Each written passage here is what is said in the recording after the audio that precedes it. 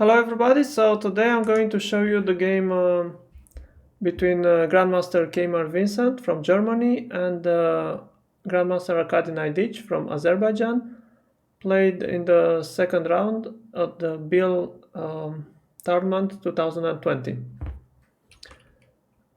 Let's start. d4, knight f6, c4, g6, g3. White is going for this very solid line against the King's Indian or the Grunfeld defense. Bishop g7, bishop g2, castle, knight c3, d6, knight f3. Okay, and here of course many games have been played, but the normal moves are knight c6 or knight bd7. Naiditsch is going for c6.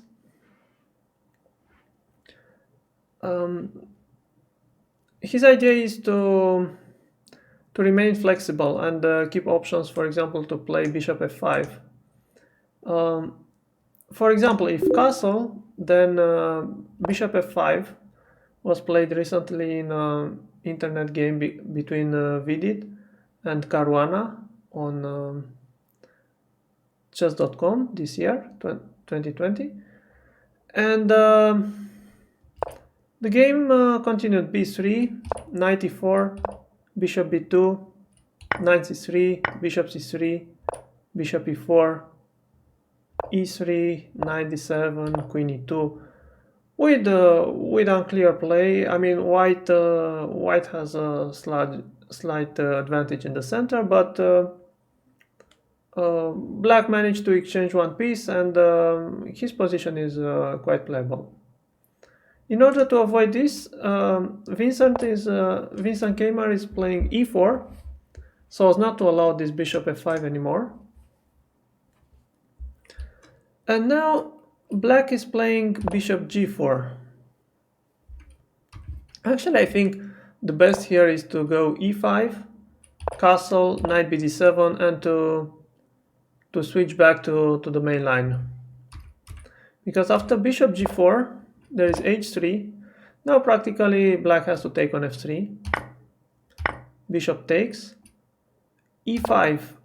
Well, this was his idea. I mean, this is all logical that black tries to put pressure on the d4 pawn with bishop g4 and exchanging the knight, and now he's going e5. But probably it was interesting to try to play knight fd7 in order to play c5. But this, of course, this takes time, and the knight was quite well developed on f6. So after bishop e3, c5, d5, for example, e6, queen d2, taking on d5, white is slightly better. He has the pair of bishops, some advantage in the center, space advantage.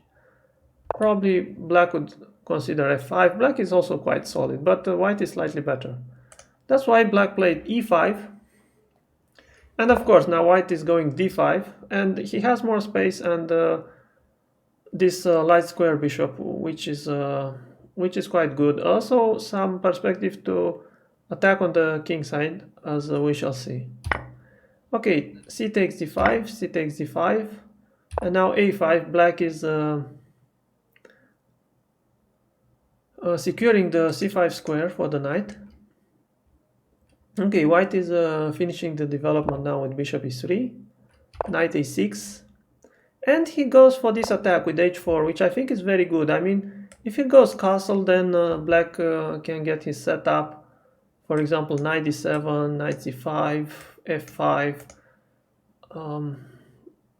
Possibly white could still be slightly better, but this h4 is much stronger. Now there is an option to go h5 with the kingside attack. h5. Of course, to allow this, he could go, for example, knight d7, but then h5 is quite strong. f5, taking on g6, taking on f5, and possibly king f1. white is better in this position. Black has this pawns e5, f5, but he doesn't have so much counterplay, and white is doing just fine. Possibly queen d2 could be a next move, and the rook on the h file is very strong. So that's why black tries to prevent this h5 from white. And now a very strong move. Again, if black is given time, he can bring the knight to c5. He can prepare to bring the knight there with rook c8, for example, then knight c5. And he could stabilize the position. But white goes here g4, a very strong move. H takes g4, bishop g4. And now this is another critical moment. I think black didn't find the best moves here. Actually, it wasn't easy to defend, because white just goes h5 and with a strong attack. In the game he took on g4, he tried to get rid of this bishop, but then he's not only is he under attack, but his position is very bad strategically. So that's why the best way was to go a4 here, with the idea to play a3. If, for example, h5, then a3, b3, queen a5, okay, bishop d2, but still black gets some counterplay here.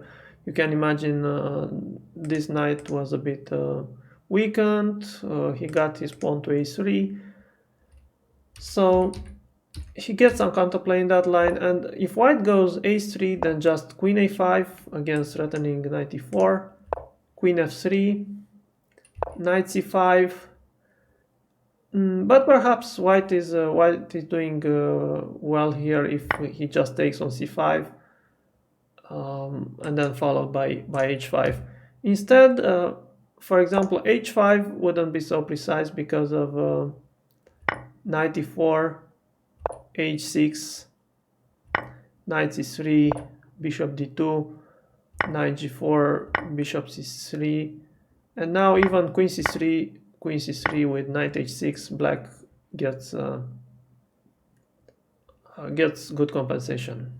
No more king attack, and he has two pieces and two pawns, and this knight could go to d4, for example. Okay, but in the game he just takes on g4, queen takes g4. And now I was saying that black's position is very bad strategically, as you can see in the following line. For example, queen c8. Of course, white could just retreat the queen and keep the attack going, but he could just take on c8 as well. Rook takes c8, and now either king d2 or king e2 with a big advantage. h5 will follow, and white's bishop is much stronger than black's, and he still gets some attack, and he also has the b5 square for the knight. But black goes knight b4 with idea knight c2, obviously. And here it was a strange decision on white's side. He goes h5. He goes all in. He's saying, okay, this is going to be a checkmate. And indeed it looks very, very dangerous for black. But a simple move like long castle was just winning here. I mean, there are no threats for black, no attack for black. And now if queen c8, then he could just take there, and king b1, and black is just strategically lost here. Instead, white goes for this h5, and amazingly enough, black goes f5 here. Desperate move. But I don't see anything wrong with knight c2, king d2, knight takes a1. And it seems that although white keeps a very strong attack, black can defend here, because black managed to take a rook, and if white is taking this knight back, then the rook is going away for some time. And okay, just take on g6, for example, take queen g6, there is rook f6, queen h7, king f7, queen h5, king g8. Okay, some repetition is possible. But if rook a1, then just queen e8. Black seems to be in time to defend. So yeah, this h5 was it's understandable because he wants to checkmate sooner, but it was definitely advisable to go for long castle first. And black probably considered he would get checkmated anyway, so he goes f5. But after this, he's just lost. After queen g6, rook f6, queen g2, and now there is obviously there is no time for knight c2 because h6 will be coming. And king h7 just takes on f5, knight c2, king d2. And again, there is no time for knight a1 because of h6 with the crushing position. So knight takes e3, pawn takes e3, queen b6, king c2, rook c8, rook h1. White is just winning here. I mean, he's 2 pawns up, and the attack continues. Bishop h6, king b1, just to prepare. Knight e4, queen takes e3, knight e4, rook f8, queen g6 check, king h8, and knight f6. Black resigns. If, for example, rook c7, then there is queen g8 mate, and there is no good defense against queen h7 checkmate. So this was the game of the day. I think it was pretty interesting. If you like this game, don't forget to subscribe to my channel. Have a nice day. Thank you for watching. Bye bye.